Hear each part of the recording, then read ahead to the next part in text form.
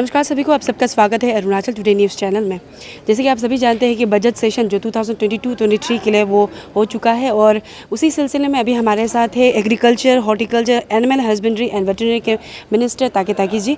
इनको हमने पहले भी 1-to-1 इंटरव्यू लिया था, लेकिन आज हम सर के साथ इसीलिए ताकि हम सर से जान पाए कि इस बार बजट सेशन में उनके डिपार्टमेंट में क्या क्या दिया गया है और स्पेशली हम जानना चाहेंगे कि स्टेट स्कीम्स क्या रहेगा। तो सर आपका स्वागत है अरुणाचल टुडे न्यूज़ चैनल में। सर हम जानना चाहेंगे कि जैसे मैंने कहा कि सर सेंट्रल स्कीम्स तो काफ़ी आया जाता है, स्पेशली आपके जो जितने भी डिपार्टमेंट हैं, तो हम स्टेट की तरफ से कुछ नया स्कीम्स इम्प्लीमेंट मतलब शुरुआत इनिशिएट किया जाएगा, वो हम जानना चाहेंगे सर। देखिए, आप पिछले बार भी देखा है जी हम लोग ने बागवानी एंड कृषि में जी हम लोग ने आत्मनिर्भर बनाने के लिए हम लोग ने एक मुहिम छेड़ा है। जी तो उसका तहत पिछले बार हम लोग 60 करोड़ बागवानी 60 करोड़ इन कृषि में हम लोग डाला है। तो ये सिस्टम है कि 45% front in subsidy, 45% bank loan and 10% farmers contributions पे गया है। अभी देखा है कि इसका डिमांड बहुत आगे बढ़ रहा है, जी तो हम लोग ने इसको और थोड़ा आगे बढ़ाया। जी कृषि में 100 करोड़ जैसा, बागवानी में 100 करोड़ जैसा हम लोग डाला है। इसको हम लोग ने ये इंडिया में rather it will be first time we are giving in the front end subsidy, ताकि फार्मर्स हमारा से सब्सिडी लेके आगे काम कर ले। जी उसका बाद rest of the amount they will take from the bank. तो इसी से हम फील कर रहे हैं कि हम लोग का एरिया एक्सपेंशन से लेके पाम मशीनरी वगैरह का उन लोग को मूवमेंट करने में बहुत बढ़िया रहेगा। इसीलिए वो हम लोग अप्रैल ऑनवर्ड से हम लोग चालू करने का प्रावधान कर रहे हैं। अभी ये एक मेजर स्टेप है जो हम लोग ने लिया है। देन उसका ऊपर एनिमल हस्बेंड्री में हम लोग ने अभी ऑरन फिक का तहत अभी पिगरी 100 यूनिट 12 डिस्ट्रिक्ट में हम लोग दे रहा है। अभी पिछले बार कई डिस्ट्रिक्ट को दिया, अब रिमेनिंग डिस्ट्रिक्ट को अभी हम लोग इस बार दे रहा है। वेट रिवोल्यूशन में भी गाय का हम लोग ने यहाँ स्टेट गवर्नमेंट के ओर से चीफ मिनिस्टर वेट रिवोल्यूशन का तहत हम लोग उसको देने जा रहा है। And same as in fishery also, apart from prime minister Matsya Sampada Yojana का अंतर्गत भी हम स्टेट से भी ऐड करके एरिया एक्सपेंशन के लिए हम लोग सब्सिडी तौर पे दे रहे हैं। जी।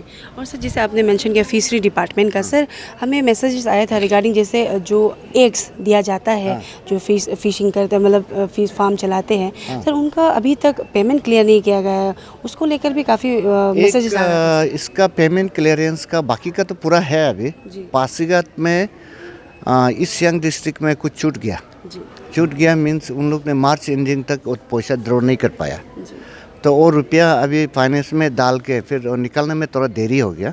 अब हम लोग प्रावधान कर रहे हैं कि उसी को भी निकाल के बैकलॉग पेमेंट किया जाए। जी। और सर मैं अप्रिशिएट करना चाहूँगी सर आपको, क्योंकि जब से आपने as a horticulture agriculture, animal husbandry and जो फिशरी एंड देन वेटरनरी का आपने संभाला है, काफ़ी ग्रोथ देखने को मिल रहा है।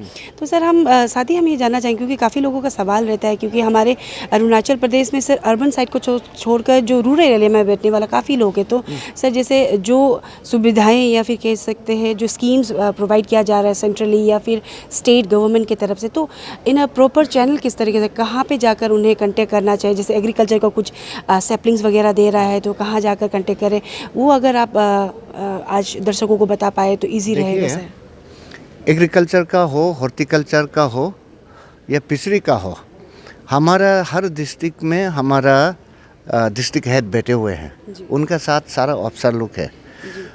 जैसा एग्रीकल्चर एंड हॉर्टिकल्चर का सप्लिंग, स्मॉल टूल्स, फर्टिगेशंस का कोई ज़रूरत पड़ेगा उसको, हालांकि हम लोग का सरकार आपका द्वार भी हम लोग फार्मर्स तक पहुंचा रहा है आइडियोलॉजी को। अगर ध्यान से सुन के अगर उन लोग डिस्ट्रिक्ट में कांटेक्ट करेगा, बाहर जाने का ज़रूरत नहीं है। उसका प्रावधान हम लोग पूरा करके रखा हुआ है and they should contact on them. और इस बार ये सब प्रमोट करने के लिए हमने पिगरी सेक्टर में एक्चुअली एक्सोटिक पिग हम लोग एक ट्रेन करने के लिए यूके से हम लोग कुछ पिग मंगाया।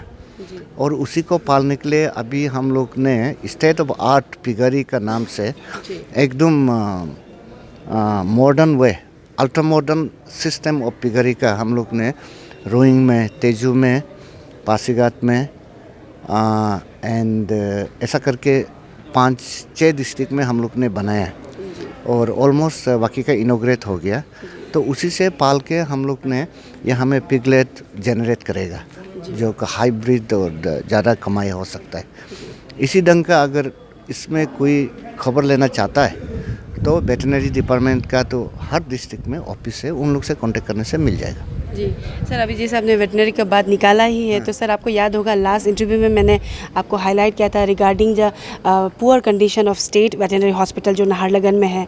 सर उसको भी आपने कहा था कि जल्दी आपकी तरफ से इनिशिएटिव लिया जाएगा, लेकिन सर हाल ही में हमने विजिट किया था तो कंडीशन वही है सर। और अभी मानसून भी आने वाला है और if I am not wrong sir इस बार बजट में वेटनरी डिपार्टमेंट के लिए कुछ फंड एलोकेशन नहीं किया गया है, तो कैसे वेटनरी डिपार्टमेंट को आप संभालेंगे?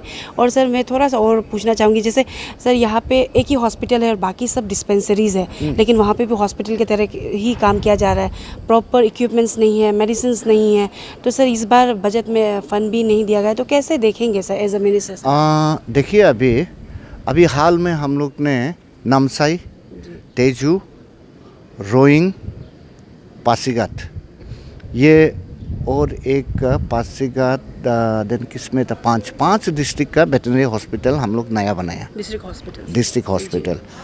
नाउ रिमाइनिंग हमारा पास में अभी 16 डिस्ट्रिक्ट का बनाना बाकी है और वो अभी बजट में प्रावधान हो या नहीं हो, इसको हम लोग बजट निकाल के इस साल कंस्ट्रक्शन करने का कोशिश करेगा। बजट अभी प्रोविजन में नहीं है, कोई बात नहीं है, बाद में भी उसका रेक्टिफाई किया जा सकता है, वो है। देन वेटनरी सब सेंटर हमने 25 जैसा लगाया है, जिस नया डिस्ट्रिक्ट में सब सेंटर को हम लोग डालेंगे। जी sir, what about that state veterinary hospital जो नाहरलगन में, उसका जो आपने कुछ कहा था कि कुछ इश्यूज चल रहा है, वो उसका सॉर्ट आउट कुछ सॉल्यूशन? ये एक बहुत बड़ा इशू है। निर्जुली में जो हम लोग वेटनरी सेंटर जो बना के रखा हुआ है, पब्लिक इंक्रोचमेंट बुरी तरह हो गया। नाउ एडमिनिस्ट्रेशन को हम लोग ने कई बार लिखा है and they are also fail to demolish those private structures. तो इसीलिए हम लोग विचार कर रहे हैं कि क्या करें, वो जगह ही आवंटन करना पड़ेगा ना क्या करेगा, ये हम लोग थोड़ा सोच रहा है। अभी beginning of this year we will find out some solution.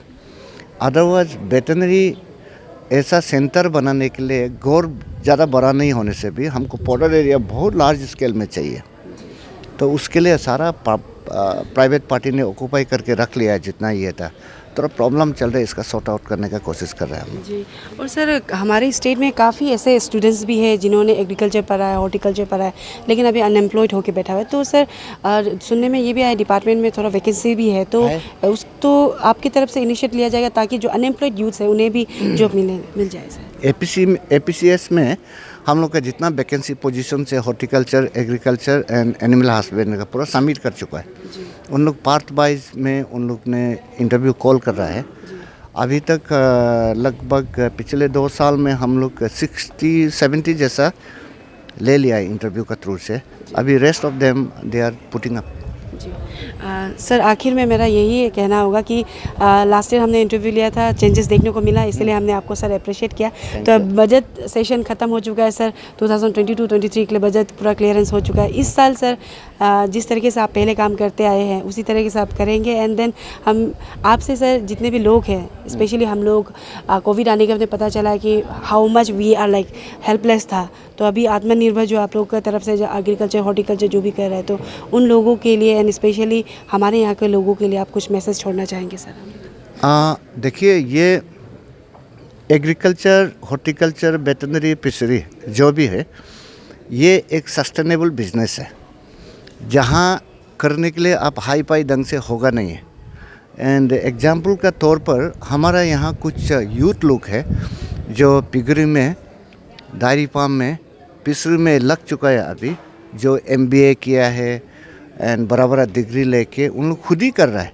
उस ढंग का अगर बच्चा लोग आज ठीक है मेरा पास में 5-6 तो है, कल को अगर 10-15 तो आ जाएगा, देन ऑटोमेटिकली गवर्नमेंट जॉब में सिंकिंग नहीं करते हुए उन लोग भी इसी में डाइवर्ट होगा और इसी में ध्यान देना चाहिए और उसको हम लोग मदद करने के लिए तैयार होकर बैठा हुआ है। इसमें गवर्नमेंट ऑफ इंडिया का बहुत प्रावधान है। अभी तक बहुत लोगों ने अवेयर होकर इसमें कूद के नहीं आ रहा है, तो आने से इसमें 45% सब्सिडी, 50% सब्सिडी, 60% सब्सिडी ख़ास अपना से नहीं लगा करके भी बनाने का बहुत सा जगह है। तो उसी को अगर इन लोग करेगा तो मेरा आशा है ये 3-4 साल का अंदर में हमारे यहाँ सिनेरियो हम लोग बदली किया जा सकता है। जी sir. Sir thank you so much हमें समय देने के लिए। एंड जैसे जब भी हम बात करते हैं तो आप आराम से जवाब देते हैं। देन हम आशा करेंगे जिस तरीके से आप काम कर रहे हैं स्टेट के लिए, लोगों के लिए, वैसे ही करते रहिए। Thank you so much sir.